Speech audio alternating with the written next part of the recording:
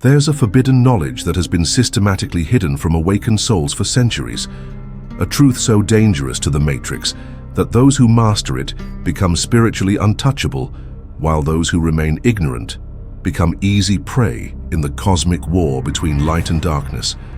What I'm about to reveal isn't another feel-good spiritual lesson. This is classified intelligence for spiritual warriors who've dared to wake up in a world designed to keep souls asleep, compliant, and energetically harvested. You see, the moment you begin your spiritual awakening, the moment your consciousness starts expanding beyond the programmed limitations of this reality, you automatically become a threat to the system. Not just the physical system of control, but the invisible hierarchies of entities that feed off human suffering and spiritual ignorance. And here's the trap they've set for awakened souls. They've convinced you that being spiritual means being completely open, vulnerable, and available to everyone. They've programmed you to believe that having boundaries is unspiritual, selfish, or not aligned with unconditional love. This is the greatest lie ever told to light workers. Today I'm going to shatter this illusion and reveal the 7 spiritual fortresses that every awakened soul must construct if they want to not just survive their awakening, but weaponize it for maximum spiritual impact. The first fortress is your energetic sovereignty. Most awakened souls have no idea they're walking around like open Wi-Fi networks, broadcasting their internal state to every entity, person, and energy vampire within a 50-mile radius. Your emotions, thoughts, fears, and spiritual frequency are constantly being monitored, harvested, and manipulated by forces that exist beyond your physical perception. This isn't metaphorical. This is literal spiritual warfare. Every time you feel unexplainably drained after being around certain people, every time your mood shifts dramatically for no apparent reason, every time you suddenly feel anxious or depressed after visiting certain locations, you're experiencing energetic infiltration. The first fortress you must build is energetic sovereignty. This means understanding that your energy field is sacred territory and you are the supreme commander who decides who gets access and who gets banished. But here's what they don't teach you in most spiritual circles. Building energetic sovereignty isn't just about visualization or setting intentions. It requires developing genuine spiritual authority that comes from deep inner work, shadow integration, and an unshakable connection to your divine source. You must learn to recognize the energetic signatures of different types of beings. Energy vampires have a specific frequency. They approach with false charm, overwhelming neediness, or dramatic crises that require your immediate emotional investment. Narcissistic entities feed off admiration and will subtly manipulate you into constantly validating them. Dark spiritual entities often masquerade as enlightened teachers or healers while slowly corrupting your spiritual development. Your energetic fortress includes the ability to instantly identify these signatures and deploy appropriate countermeasures. This might mean abruptly ending conversations, physically leaving environments, or using advanced energetic protection techniques that most people aren't ready to learn. The second fortress is your psychic gifts and abilities. If you're truly awakened, you likely have psychic abilities that extend far beyond what mainstream society considers possible. Maybe you receive prophetic dreams that later manifest in reality. Maybe you can read people's thoughts or see their past traumas. Maybe you can communicate with spirits, manipulate energy, or access Akashic records. Here's the deadly mistake most awakened souls make. They think they need to prove their gifts to skeptics, use them to impress others, or share them freely with anyone who asks. This is spiritual suicide. Your psychic abilities weren't given to you as party tricks or to gain followers on social media. They're sacred weapons in the cosmic war between consciousness and unconsciousness, light and darkness, truth and deception. When you constantly demonstrate your abilities to people who aren't ready to receive them, you accomplish several things that work against your spiritual evolution.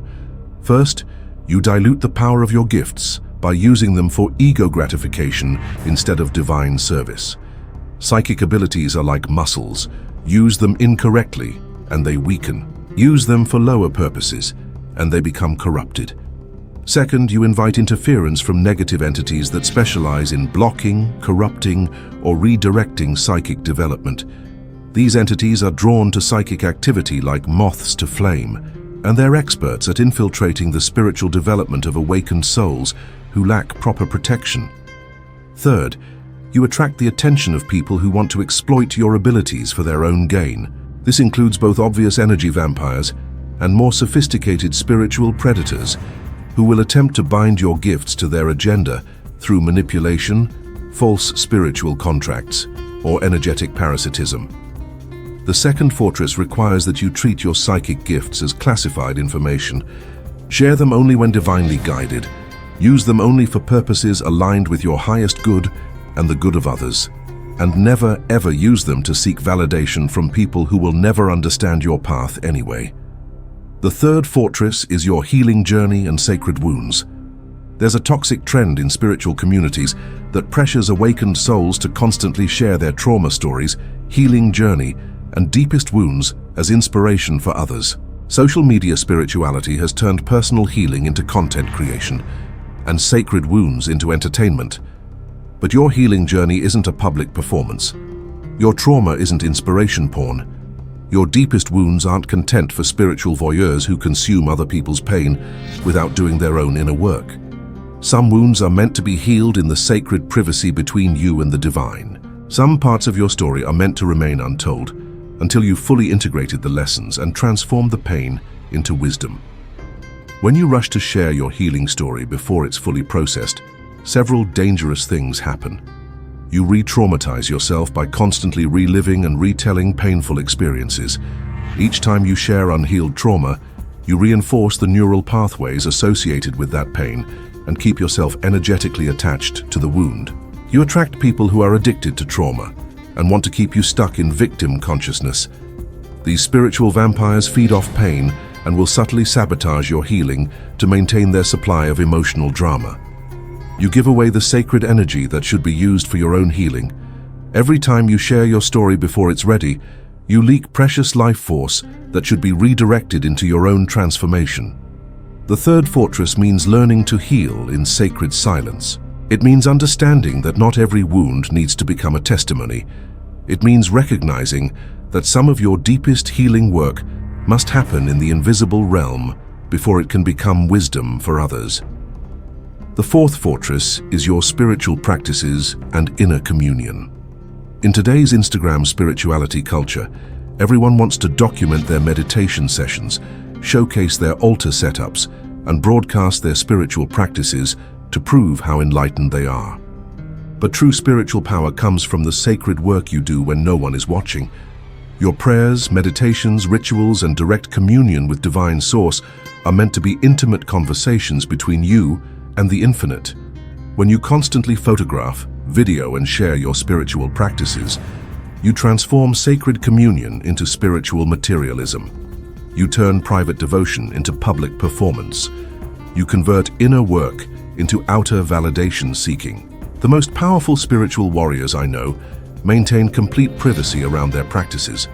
They don't need to prove their spirituality because they're too busy actually developing it. They understand that sacred work loses its potency when it becomes a show.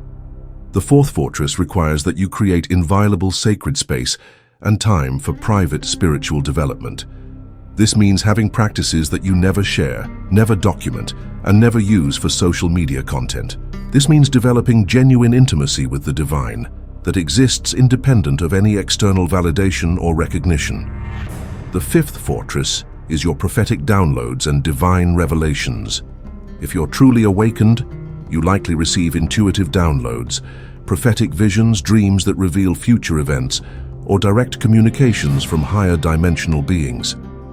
This is both a tremendous gift and a dangerous responsibility. Not every vision is meant to be shared publicly. Not every prophetic download should become content for your spiritual platform. Not every revelation from the divine realm is meant for mass consumption.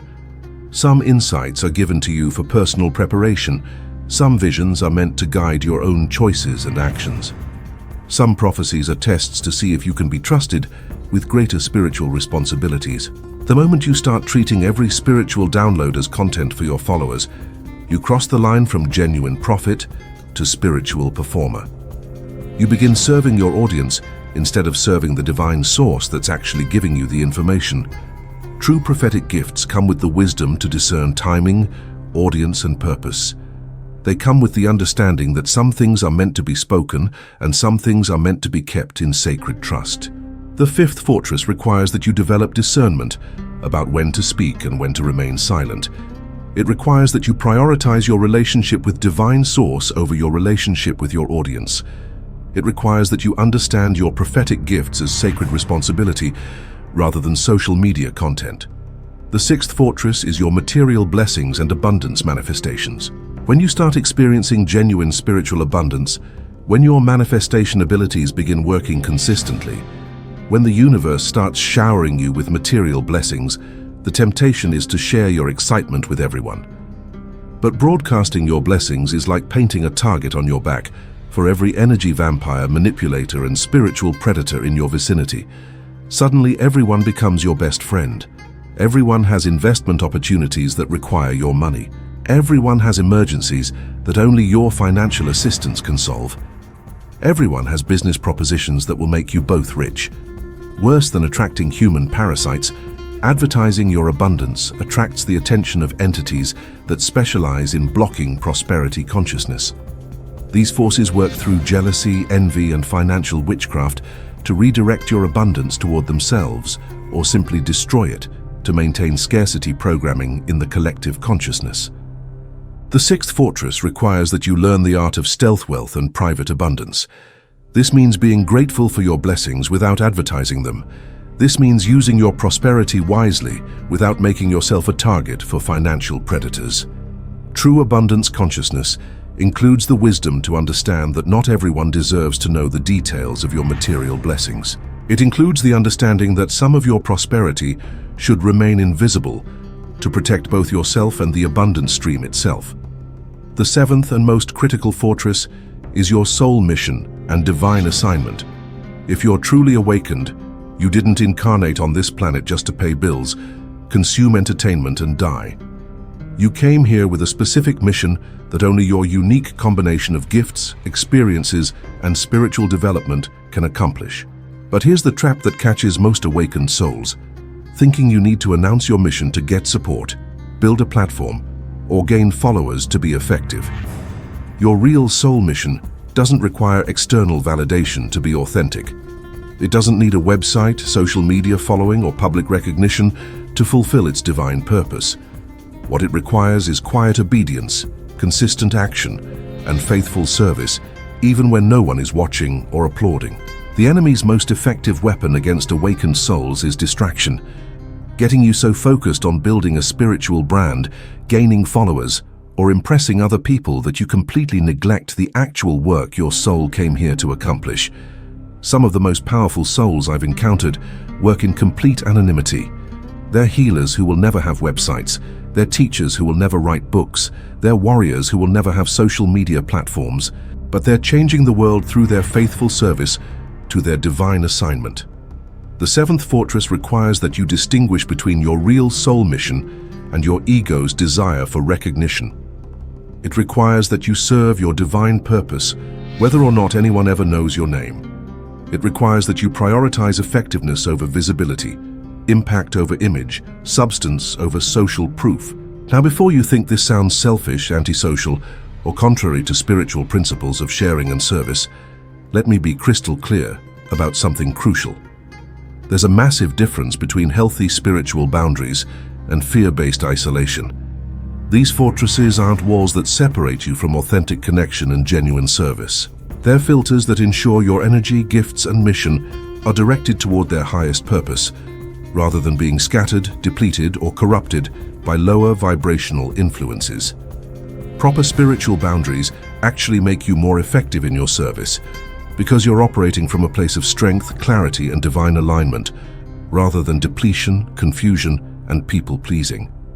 The awakened path isn't about becoming available to everyone for everything. It's about becoming a clear, protected channel through which divine love, wisdom, and power can flow to those who truly need it and are ready to receive it. Here's what happens when you implement these 7 spiritual fortresses. First, your energy stabilizes and strengthens because it's no longer being constantly drained by parasitic influences. You stop feeling overwhelmed, anxious, or depleted by other people's problems and start maintaining your natural high vibration regardless of your environment. Second, your spiritual gifts exponentially increase in power and accuracy because they're being used for their intended divine purpose rather than being diluted through ego gratification or misuse. Your intuition becomes razor sharp. Your manifestation abilities become consistently reliable. Your spiritual perception expands dramatically.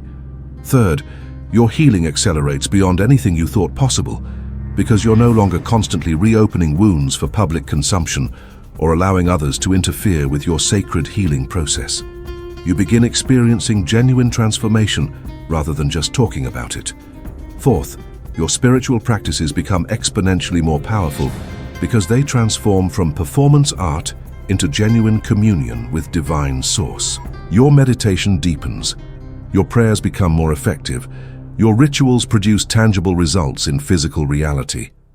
Fifth, your prophetic accuracy increases dramatically because you're no longer corrupting your spiritual downloads by rushing to share them for validation. You begin receiving clearer guidance, more detailed visions, and more accurate insights about future events. Sixth, your abundance consciousness expands and stabilizes because you're no longer leaking prosperity through poor boundaries or attracting financial predators through careless sharing. Your manifestation abilities become consistent and reliable rather than sporadic and unpredictable.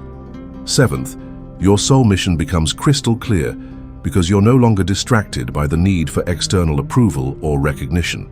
You begin taking consistent, powerful action aligned with your true divine purpose rather than trying to build a spiritual brand or gain followers.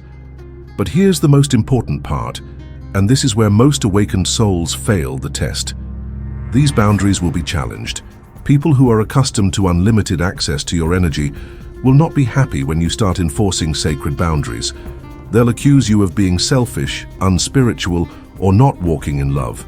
This is the ultimate test of your spiritual maturity. Will you maintain your sacred boundaries, even when others try to manipulate you into dropping them through guilt, shame, or spiritual gaslighting? Will you choose spiritual protection over people-pleasing? Will you honor your divine calling even when others don't understand or approve of it? Remember that even Jesus withdrew from crowds to pray in solitude.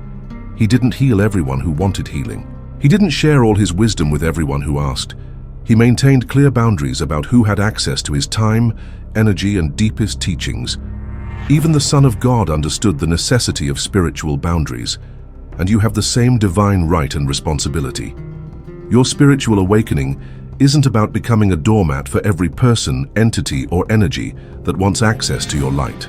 It's about becoming a powerful, protected channel through which divine consciousness can work to transform this reality. So today I challenge you to honestly examine your current boundaries. Where are you hemorrhaging energy that should be conserved for your real work? Where are you sharing what should remain sacred? Where are you performing instead of genuinely communing with divine source? Where are you seeking validation from people instead of seeking approval from the divine? Your soul's journey is sacred. Your gifts are sacred. Your mission is sacred. And sacred things require sacred protection.